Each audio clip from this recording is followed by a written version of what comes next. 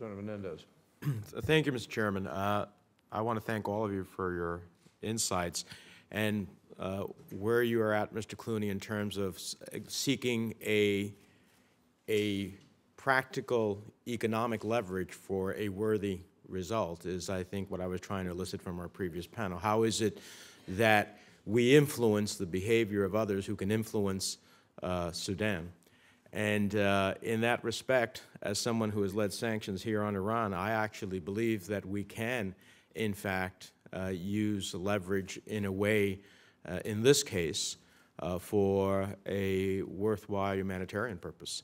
And when the Chinese have such an investment that is not being productive, it seems to me to be the linchpin of how we work with the Chinese to both get them to understand their own economic interests, if nothing else, and at the same time look at that as the opportunity for how do we ratchet down. You talked about the accounts. We do that quite often. I hope the President might even look at the possibility of an executive order doing that versus even waiting for us legislatively to respond. It might be possible under his abilities. We'd have to look under the Treasury Department. But I hope that we will take some of the insights that you talked about, which is how do we create the leverage to change the on-the-ground reality.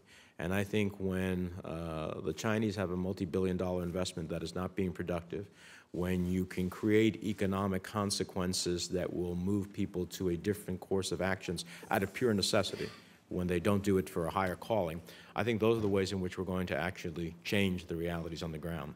So as someone who's been a big advocate here on sanctions for different purposes, I think they can work, especially when we can multilateralize them. So it'll be, but often the United States has to lead in order to get the rest of the world to follow. So I appreciate those insights, and I hope our friends from the State Department are listening and that we could take it into action. And I certainly will be looking forward to doing that as one of them. So thanks.